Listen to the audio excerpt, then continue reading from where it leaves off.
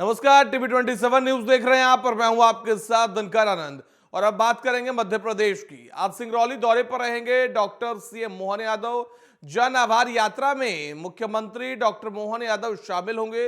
इसके साथ ही बता दें कि एनसीएल मैदान में यह विशाल जनसभा आयोजित होगी, जिसमें मुख्यमंत्री शामिल होंगे। विभिन्न 62 विकास कार्यों का लोकार्पण और शिलान्यास करते हुए नजर आएंगे मुख्यमंत्री डॉक्टर मोहन यादव। तो बड़ी जानकारी निकलकर सामने आ रही है मुख्यमंत्री डॉक्टर मोहन यादव के आज पूरे दिनों के कार्यक्रम की। इसमें आज विभिन्न 62 विकास कार्यों का लोकार्पण और शिलान्यास करेंगे मुख्यमंत्री डॉक्टर मोहन यादव। इसके साथ ही बता दें कि जन आभार यात्रा में भी मुख्यमंत्री आज शामिल होंगे। तो आज सिंगरौली के दौरे पर रहेंगे डॉक्टर मोहन यादव। बता दें कि मुख्यमंत्री का आज सिंगरौली दौरा है। जन आभार यात्रा में आज मुख्यमंत्री शामिल होंगे। इसी के साथ बता दें कि कई विकास कार्यों और परियोजनाओं का भी लोकार्पण और शिलान्यास करेंगे सीएम। एनसीएल विकास मैदान में बड़ी जनसभा को भी संबोधित करेंगे। 62 विकास कार्यों का लोकार्पण करेंगे मुख्यमंत्री।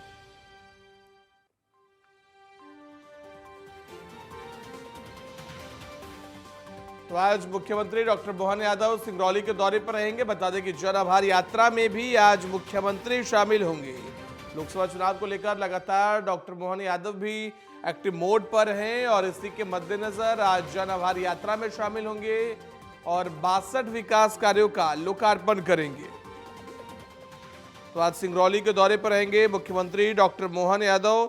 बता दें किसी के साथ 62 विकास कार्यों का लोकार्पण और शिलान्यास मुख्यमंत्री के द्वारा किया जाएगा।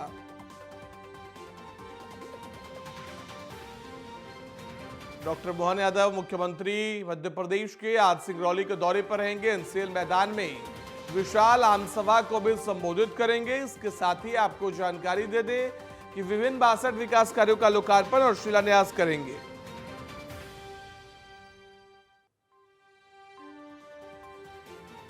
तो सीएम डॉक्टर मोहन यादव सिंगरौली के दौरे पर रहने वाले हैं। बता दें कि इस दौरान कई विकास कार्यों का लोकार्पण और शिलान्यास करेंगे। प्रदेश के मुख्यमंत्री डॉक्टर मोहन यादव एक दिवसीय प्रवास पर सिंगरौली पहुंचेंगे आज। इसी के साथ जन आभार यात्रा में भी मुख्यमंत्री डॉक्टर मोहन यादव शामिल होंगे।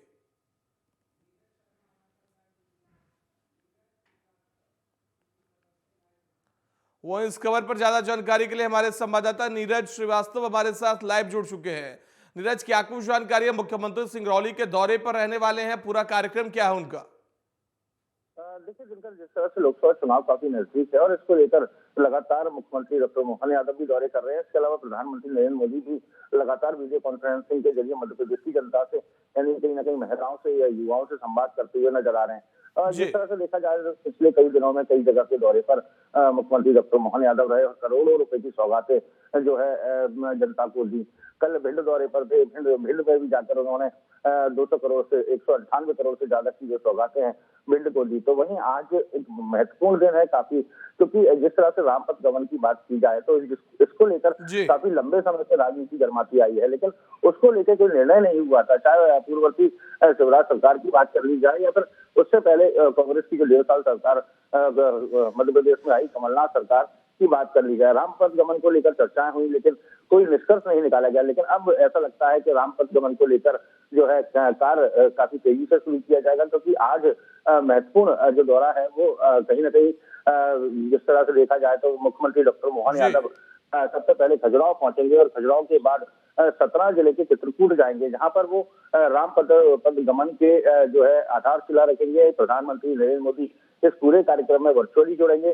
सुबह 10:30 से 11 बजे के बीच ये कार्यक्रम प्रस्तावित है, जहां पर डॉक्टर मोहन यादव शामिल होंगे। साथ में प्रधानमंत्री नरेंद्र मोदी वर्चुअली जुड़कर इसका जो है लोकार्पण करेंगे। तो रामपथ गमन का जो है शुरुआत हो चुकी है उसके निर्माण की, जिसकी आधारशिला आज से रख दी जाएगी।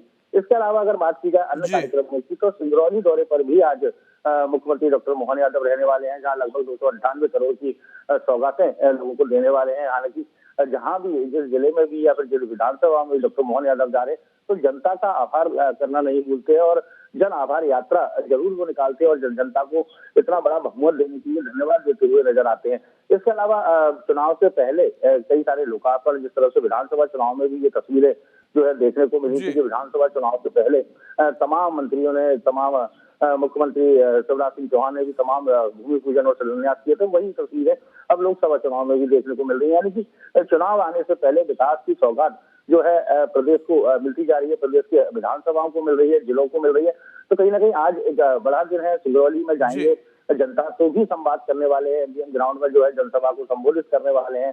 आभार यात्रा आज उनके द्वारा निकाली जाएगी। तो तमाम कार्यक्रम हैं जो आज उनके प्रस्तावित है। जी बिल्कुल नीरज, लेकिन आज मुख्यमंत्री जब सिंगरौली पहुंचेंगे तो जन आभार यात्रा में शामिल होंगे। क्या यह यात्रा एक रोड शो की तरह होगा और वहां आम सभा को संबोधित करेंगे, और सभा को संबोधित नहीं करेंगे बल्कि कई विकास परियोजनाओं का लोकार्पण और शिलान्यास करेंगे? तो क्या बीजेपी और मुख्यमंत्री डॉक्टर मोहन यादव की तरफ से कोशिश है कि 2024 लोकसभा चुनाव से पहले अलग अलग जिलों में पहुंचकर वहां की जनता को सौगात देकर अपने वोटों को अपने पास संजो के रखा जाए? क्योंकि जन आभार यात्रा निकलेगी, उसके जरिए लोगों को लुभाने की कोशिश होगी। कई विकास परियोजनाएं चुनावी मौसम के पहले है, तो इसके जरिए तो यही साबित होता है। देखिए, अगर देखा जाए तो मुख्यमंत्री डॉक्टर मोहन यादव ने प्रधानमंत्री की नरेंद्र मोदी की जो गारंटियां हैं उनको जमीन पर उतारने का काम कर रहे हैं। जैसे ही वो चुनाव जीतकर जो है मुख्यमंत्री उनको बनाया गया, उसके बाद से ही वो लगातार क्षेत्रों के दौरे पर है और कहीं ना कहीं मंत्रालय में कम अन्य जिलों में यानी कि विधानसभाओं के दौरे लगातार वो करते हुए नजर आ रहे हैं और सौगातें देते हुए नजर आ रहे हैं। और साफ तौर से जब भी उनसे बयान देते हैं तो उसमें मोदी की गारंटी का जिक्र होता है। तो कहीं ना कहीं ये बात बिल्कुल साफ है कि मध्य प्रदेश में जो एक ही चेहरे पर जो है चुनाव लड़ा जाएगा वो है प्रधानमंत्री नरेंद्र मोदी। इसके अलावा विकास के नाम पर चुनाव लड़ा जाएगा। दूसरी बात, धार्मिक कार्यक्रमों की बात की जाए तो जिस तरह से जो आज जो चित्रकूट में राम पथ गमन का जो शिलान्यास है, तो यानी कि आगामी जो आने वाला जो लोकसभा चुनाव है वो पूरी तरह से धार्मिक और विकास के नाम पर लड़ा जाने वाला चुनाव होगा। जी जी बिल्कुल, यानी आने वाला लोकसभा चुनाव विकास की सौगात प्लस मोदी की गारंटी पर लड़े जाने वाला है। लेकिन दूसरी तरफ देखा यह भी जा रहा है कि कांग्रेस, जो कि मुख्य विपक्षी दल है मध्य प्रदेश में, उसकी तरफ से लगातार रोजगार के मुद्दे उठाए जा रहे हैं, पेपर लीक के मुद्दे हर जगह उठाए जा रहे हैं। जीतू पटवारी का कहना है, अभी उनका एक बयान में निकलकर सामने आया था जिसमें उन्होंने कहा, और पूर्व मुख्यमंत्री कमलनाथ ने तो यहां तक कह डाला कि इस बार मध्य प्रदेश में 12 से 13 सीटें जीतेंगे। धरातल पर क्या कुछ स्थिति है? मुख्यमंत्री एक तरफ लगातार विकास की सौगात दे रहे हैं, दूसरी तरफ मुख्य विपक्षी दल के वरिष्ठ नेता कमलनाथ का बयान कि 12 से 13 सीटें जीतना, सच्चाई क्या है? देखिए, बिल्कुल कमलनाथ का हालांकि बयान भले 1213 सीटें जीतने का हो, लेकिन कहीं ना कहीं विपक्ष है, कॉन्फिडेंस होना विपक्ष का जरूरी है, क्योंकि यदि विपक्ष के बड़े नेता कॉन्फिडेंट नहीं होंगे तो नीचे के नेताओं में उस कॉन्फिडेंस को नहीं बढ़ पाएंगे जो चुनाव लड़ने के लिए जरूरी है। इसलिए जो है कहीं ना कहीं कांग्रेस के तमाम नेता इस तरह की बातें कर रहे हैं। लेकिन इसके अलावा बात की जाए तो जो विपक्ष है वो कहीं ना कहीं काफी कमजोर पड़ा हुआ है। उसका कारण विपक्ष का एकजुट ना होना है। कहीं ना कहीं जो है आपसी मनमुटाव देखने को मिलता है, आपसी झगड़े देखने को मिलते हैं। जिस तरह से राहुल गांधी भी जो है न्याय बचाव जो है यात्रा जो है निकाल रहे हैं मध्य प्रदेश में, वो यात्रा रही और आज कहीं ना कहीं उसका आखिरी दिन है। तमाम किसानों से मुलाकात की, युवाओं से मुलाकात की, बेरोजगारों से मुलाकात की। हालांकि जमीनी स्तर पर देखा जाए तो उस तरह से कांग्रेस कहीं ना कहीं सफल नहीं हो पा रही है जो ऐसे मुद्दे हैं सरकार के खिलाफ जो मुद्दे हैं उनको उठाने में। अब लेकिन देखने वाली बात होगी कि जनता क्या मूड बनाती है। लेकिन फिलहाल जो स्थितियां, जो परिस्थितियां नजर आती हैं उसमें कहीं ना कहीं मोदी की गारंटी को लेकर जिस तरह से काम हो रहा है, जिस तरह से धार्मिक न्यासों को लेकर काम हो रहा है, तो कहीं ना कहीं अपने जो वादे किए थे, जो मैनिफेस्टो में वादे किए थे, फिलहाल बीजेपी उस मैनिफेस्टो के हिसाब से जो है काम करने में जुटी हुई है। बिल्कुल नीरज, आप हमारे साथ बने रहिए, आगे भी आपसे जानकारी लेंगे। बढ़ते अगली खबर की ओर। अगली खबर है कांग्रेस से जुड़ी हुई, जहां कांग्रेस केंद्रीय चुनाव समिति की आज बैठक होगी। शाम 6 बजे कांग्रेस के एआईसीसी हेडक्वार्टर में यह बैठक होनी है। बता दें कि मध्य प्रदेश के 3 नेता इस बैठक में शामिल होंगे। जीतू पटवारी के साथ उमंग सिगार और ओमकार सिंह मरकाम इस बैठक में शामिल होंगे। लोकसभा चुनाव के टिकटों पर मुहर लगेगी, कई विधायकों को भी लड़ाया जा सकता है। सूत्रों के हवाले से खबर निकलकर सामने आ रही है और उसके साथ ही बता दें कि 2 बार में जारी कर सकती है कांग्रेस अपनी सभी सीटों की प्रत्याशी। तो बड़ी जानकारी, जहां एक तरफ लगातार बीजेपी की तैयारियां तेज है तो दूसरी तरफ अब कांग्रेस भी एक्टिव मोड में आ गई है। बीजेपी की 195 उम्मीदवारों की सूची के बाद आज कांग्रेस चुनाव प्रबंधन समिति की दिल्ली में बैठक है और जिसमें मध्य प्रदेश के 3 बड़े नेता शामिल होंगे, जिसमें मध्य प्रदेश पीसीसी चीफ जीतू पटवारी भी शामिल होने वाले हैं। आपको बता दें कि लगातार एक तरफ कांग्रेस की भारत जोड़ो न्याय यात्रा जारी है तो दूसरी तरफ टिकट बंटवारे को लेकर कांग्रेस के बड़े नेता आज दिल्ली में बैठेंगे एआईसीसी दफ्तर में। शाम 6 बजे सभी नेताओं की बैठक होगी और इस बैठक में लोकसभा चुनाव के टिकटों पर मुहर लगेगी। आपको बता दें कि तमाम राज्यों के बड़े नेता कांग्रेस के सभी ने लिस्ट तैयार कर ली। आलाकमान के सामने लिस्ट सौंपी जाएगी। फाइनल मुहर आलाकमान को लगानी है। तो बड़ी जानकारी आपके साथ साझा कर रहे हैं, जहां केंद्रीय चुनाव समिति की कांग्रेस की आज बड़ी बैठक होनी है। और हमारे साथ हमारे संवाददाता नीरज श्रीवास्तव हमारे साथ लगातार जुड़े हुए हैं। नीरज, क्या कुछ जानकारी है मध्य प्रदेश कांग्रेस को लेकर, क्योंकि आज दिल्ली में आईसीसी दफ्तर में कांग्रेस केंद्रीय चुनाव समिति की बैठक है। किन नामों पर संभवतः मध्य प्रदेश के लिए चर्चा की जाएगी, क्योंकि खुद मध्य प्रदेश से 3 बड़े नेता इस बैठक में शामिल होने वाले हैं? देखिए, बिल्कुल दिवाकर जी, जिस तरह से अगर देखा जाए तो बीजेपी ने अपनी लिस्ट जारी कर दी है, लेकिन कांग्रेस अभी तक फाइनल नहीं कर पाई है कि आखिर किनको चुनाव मैदान में उतारा जाए। हालांकि माना ये जा रहा है कि कांग्रेस ने अपने स्तर से कई सर्वे करवाए हैं, जिसमें जो कांग्रेस के कार्यकर्ता हैं उनसे भी पूछा गया है, कांग्रेस के विधायक हैं या फिर विधायक प्रत्याशी है उनसे भी पूछा गया है, संगठन के पदाधिकारियों से पूछा गया है। यानी कि तमाम तरीके के जो सर्वे हैं वो कांग्रेस करवा चुकी है। अब उन सर्वे में जो नाम निकलकर सामने आए हैं वो आज जो दिल्ली में जो बैठक होने जा रही है, जो शाम 6 बजे एआईसीसी कार्यालय में होगी, उसमें रखे जाएंगे, जिसमें पीसीसी अध्यक्ष जीतू पटवारी भी शामिल होंगे, उनके श्रृंगार भी शामिल रहेंगे। तो कहीं ना कहीं आज ऐसा लगता है कि 15 नामों को लेकर मोहर कहीं ना कहीं कांग्रेस लगा सकती है। हालांकि बीजेपी ने भी अभी कुछ सीटें जो है छोड़ रखी है, जिसमें छिंदवाड़ा एक ऐसी सीट है जो हमेशा से चर्चाओं में रही है और कहीं ना कहीं पूर्व मुख्यमंत्री कमलनाथ का गढ़ मानी जाती है। फिलहाल बीजेपी ने भी वहां से कैंडिडेट घोषित नहीं किया है। कांग्रेस भी हो सकता है छिंदवाड़ा रोक ले, लेकिन कहीं ना कहीं ये माना जा रहा है कि आज जो फाइनल बैठक के बाद जो कांग्रेस सूची जारी करेगी वो लगभग 15 लोगों की होगी, 15 प्रत्याशियों की होगी, जिसमें कि देखा जाए तो छिंदवाड़ा, बैतूल, राजगढ़, भोपाल, जबलपुर ऐसे लगभग 15 जगह जो है प्रत्याशी की घोषणा कर सकती है। हालांकि बीजेपी की तर्ज पर फिलहाल छिंदवाड़ा या तो होल्ड पर भी रख सकती है कांग्रेस, या फिर वहां से एक ही नाम है नकुल नाथ का, तो कहीं ना कहीं वहां की भी घोषणा आज जो है कांग्रेस कर सकती है। बिल्कुल, बहुत बहुत धन्यवाद नीरज हमारे साथ जुड़ने के लिए और ज्यादा जानकारी देने के लिए। बढ़ते अगली खबर की ओर। ग्वालियर में मुख्यमंत्री डॉक्टर मोहन यादव ने नवनिर्मित श्री संपूर्णा अष्ट महालक्ष्मी मंदिर के भव्य प्राण प्रतिष्ठा कार्यक्रम में शिरकत की। सीएम मोहन यादव ने इस मंदिर में अष्ट महालक्ष्मी की आरती कर पूजा अर्चना की। इस दौरान विधानसभा अध्यक्ष नरेंद्र सिंह तोमर, बीजेपी नेता, कार्यकर्ता और बड़ी संख्या में श्रद्धालु मौजूद रहे। बता दें कि प्राण प्रतिष्ठा के अवसर पर सीएम मोहन यादव ने कांग्रेस पर निशाना साधते हुए कहा कि कांग्रेस की सरकार के समय शंकराचार्य को उनकी वेशभूषा के कारण सऊदी अरब एयरपोर्ट पर उतरने नहीं दिया गया था। वही अब 56 इंच की छाती वाले ने वहां बड़ा मंदिर बनाकर दिखा दिया है।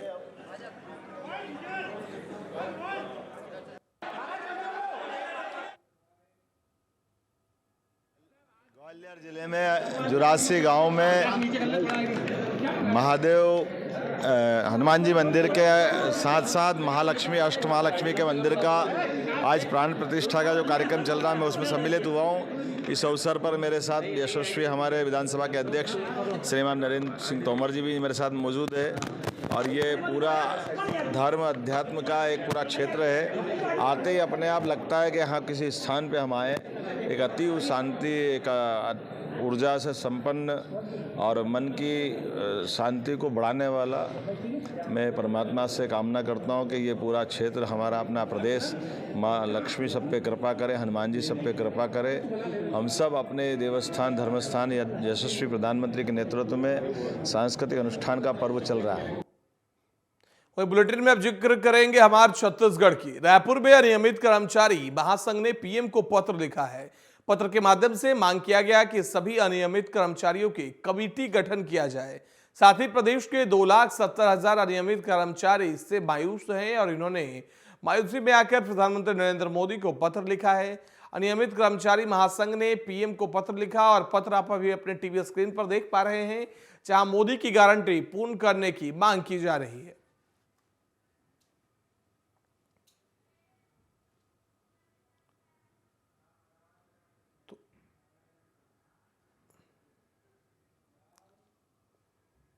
ढाई कोसी दैवीय परिक्रमा के बाद नारायणपुर में विश्व प्रसिद्ध मावली मेले की शुरुआत हुई।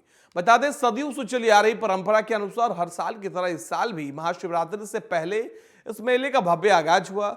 इस मौके पर 84 परगना के सैकड़ों देवी देवताओं का जमावड़ा लगा। ढोल नगाड़ों की थाप पर भव्य देव खेलनी आयोजित हुई। इस मौके पर हजारों की संख्या में लोग मौजूद रहे।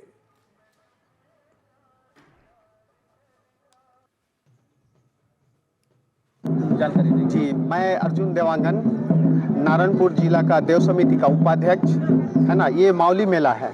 मावली मेला कई वर्षों से, ये पिरान जंगल था उस समय से ये मावली मेला मनाया जाता है। ये मेला अभी यहाँ मावली का जो आने का था कोठार में, वो मावली माता आ चुकी है और हम ही पूरे देवी देवताएं कोठार में आकर स्थायी जमा हो गए हैं। अभी ये गढ़िया देव और माता कोटकोड़ीन कंकालीन माता सती पार्वती अभी जाएंगे। उसके बाद ही भ्रमण के लिए, परिक्रमा के लिए बुधवारी बाजार देव कोठार से निकलकर मेला स्थल में 2.5 भावर का परिक्रमा करेंगे। खैरागढ़ में महिला सशक्तिकरण की दिशा में किए जा रहे शक्ति वंदन अभियान कार्यक्रम का आयोजन किया गया, जहां महिलाओं ने पीएम मोदी को वर्चुअल भाषण सुना। बता दें कि कार्यक्रम का आयोजन खैरागढ़ के सांस्कृतिक भवन में किया गया था। आयोजित कार्यक्रम में अतिथि के रूप में जनप्रतिनिधि सहित नपा के अधिकारी कर्मचारी मौजूद रहे। गौरतलब है कि पीएम मोदी ने महिला सशक्तिकरण को बढ़ावा देने सरकार द्वारा अंतर्राष्ट्रीय महिला दिवस के उपलक्ष्य में महिला समूहों द्वारा नारी शक्ति संवाद अभियान चलाया जा रहा है। इसके साथ ही पीएम मोदी द्वारा कलकत्ता से वर्चुअल नारी शक्तियों को संबोधित भी किया गया।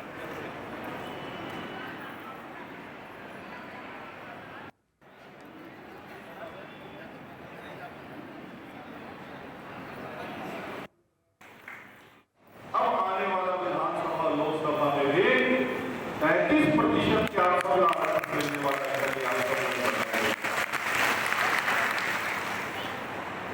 अगर आप कुछ साल पहले की बात याद करो तो आपके मन के अंदर बहुत सारा झिझक आ रहा है। हम कैसे बाहर आ पाएंगे, हम परिवार से कैसे हम अपन जंगली ला पाएंगे, हम उनका कर सकते हैं। एक बहुत छोटे सोच के साथ में महिला मन अपन पूरा जीवन अपन परिवार के और घर की गृहस्थी के अंदर ही समाप्त कर देंगे। प्रदेश अध्यक्ष दीपक बैज के खिलाफ मंत्री कवासी लखमा ने मोर्चा खोल दिया है। लोकसभा चुनाव की टिकट वितरण के पहले ही छत्तीसगढ़ कांग्रेस में घमासान मच गया है। वही दावा यह भी है कि लखमा बेटे को टिकट दिलाने के लिए दिल्ली पहुंचे हुए हैं। पूरी रिपोर्ट देखिए।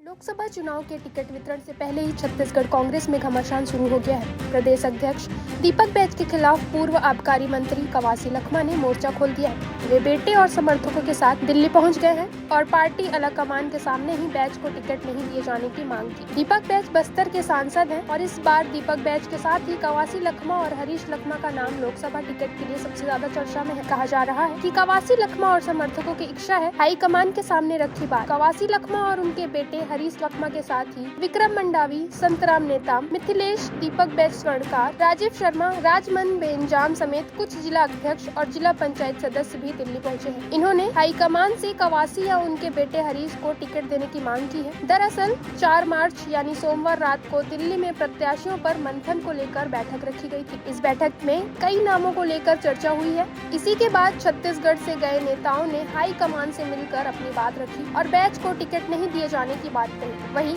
हरीश ने दावा किया कि टिकट मांगने दिल्ली पहुंच गए। हरीश लखमा ने बताया कि वे तमाम नेता सीनियर नेताओं से मुलाकात करने दिल्ली पहुंचे हैं। ये पूरी तरह से सामान्य मुलाकात है। हम चाहते हैं कि पार्टी हमें मौका दे, हमें टिकट दिया जाए, इसी मांग को लेकर हम दिल्ली आए थे। वहीं दीपक बैज की सीट पर कवासी लखमा की चर्चा जोरों पर है। बस्तर से मौजूद सांसद दीपक बैज की सीट से पूर्व मंत्री कवासी लखमा या उनके बेटे हरीश लखमा के नाम की खूब चर्चा है। पार्टी सूत्रों की माने तो बैज ने खुद भी इस बार बस्तर से चुनाव लड़ने के लिए कोई खास रुचि नहीं दिखाई है। ऐसे में संभावना है कि यहां से लखमा परिवार से किसी एक को टिकट दिया जा सकता है। टीवी 27 न्यूज डेस्क से अरुण गुप्ता की रिपोर्ट। वहीं आगामी लोकसभा चुनाव को लेकर बीजेपी ने अपने प्रत्याशी तय कर लिए हैं। बुधवार को महासमुंद लोकसभा क्षेत्र के प्रत्याशी रूप कुमार चौधरी का धमतरी आगमन हुआ, जहां बीजेपी कार्यालय में मीडिया को संबोधित करते हुए मोदी की गारंटी पर चर्चा की। साथ ही चुनाव में जनता का स्नेह उन्हें मिलता है तो वह धमतरी जिले की समस्याओं को दूर करने पूरा प्रयास करने की बात कह रही थी। इस दौरान पूर्व विधायक रंजना साहू, जिला अध्यक्ष प्रकाश बैज, नरेंद्र बोहरा, विजय मेटवानी समेत अन्य कार्यकर्ता मौजूद थे।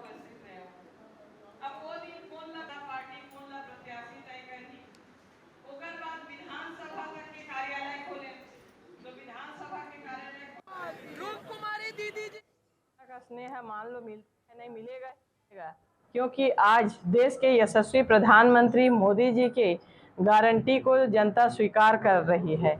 और आपने देखा है कि मोदी जी के ऊपर जो भरोसा आज इस देश ही नहीं पूरी दुनिया के लोग भरोसा कर रहे हैं, तो यहाँ पे भी बहुत बड़ी अंतर के साथ विजयश्री मिलेगी। और धमतरी की जो भी मूलभूत समस्याएं हैं, क्योंकि पिछले समय विधायक तो हमारे भारतीय जनता पार्टी की विधायक थी श्रीमती रंजना साहू, लेकिन कांग्रेस की सरकार होने के कारण कहीं ना कहीं धमतरी का विकास जितना होना चाहिए नहीं हो पाया, अछूता रहा। तो जो भी कमियां रही है वो आने वाले समय में भारतीय जनता पार्टी की सरकार अब छत्तीसगढ़ में है और देश में तो 400 पार के साथ हम सरकार बनाएंगे। तो निश्चित रूप वहीं छत्तीसगढ़ की राजधानी रायपुर में 9 मार्च को किसान महासम्मेलन का आयोजन किया जा रहा है। इस महासम्मेलन में प्रदेश भर से लाखों किसान पहुंचेंगे और कार्यक्रम को केंद्रीय मंत्री राजनाथ सिंह शिरकत करेंगे। महासम्मेलन आयोजन स्थल का निरीक्षण करने पहुंचे कृषि मंत्री रामविचार नेताम से खास बातचीत की गई है। सुनिए।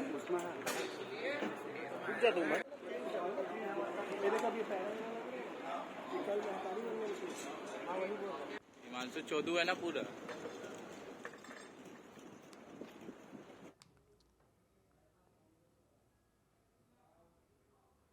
रायपुर में पुलिस कॉलोनी में महिला की हत्या का मामला सामने आ रहा है, जहां महिला की हत्या का मामले पर कार्रवाई न होने के कारण कांग्रेस कार्यकर्ताओं ने विरोध प्रदर्शन किया। साथ ही पुलिस प्रशासन से जल्द आरोपियों की गिरफ्तारी की मांग की है। महिला की हत्या मामले में कांग्रेस उग्र होती हुई दिखाई दे रही है। साथ ही कांग्रेस ने कार्रवाई न करने पर प्रदर्शन किया है। बेलगाम हो गए हैं, कानून व्यवस्था जर्जर हो चुकी है, हत्याओं का दौर चल रहा है। उत्तर प्रदेश में भारतीय जनता पार्टी की सरकार बनी है, अपराधी बेलगाम हो गए हैं, कानून व्यवस्था जर्जर हो चुकी है, हत्याओं का दौर चल रहा है। यह बेहद ही दुर्भाग्य है जब पुलिस की कॉलोनी, जहां पुलिस के जवान निवास रहते हैं, ऐसी सुरक्षित जगह में एक पुलिसकर्मी के पत्नी की गला देकर हत्या हो जाती है राजधानी में। यह बेहद ही दुर्भाग्यजनक है। विष्णुदेव सरकार राज्य के नागरिकों को जीवन जीने के लिए भयमुक्त सुरक्षित वातावरण देने में नाकामयाब साबित हुई है। उत्तर प्रदेश में भारतीय जनता पार्टी की सरकार बनी है, अपराधी बेलगाम हो गए हैं। रायपुर में महतारी वंदन योजना की तारीख बढ़ गई है, जिसको लेकर कांग्रेस प्रवक्ता धनंजय सिंह ठाकुर का अहम बयान सामने आया। उन्होंने कहा कि प्रदेश की 70 लाख माता बहनों के साथ धोखा हुआ है। साथ ही कहा कि अब देने की बारी आई तो तारीख बढ़ा दी गई है। सरकार ने धोखा किया है।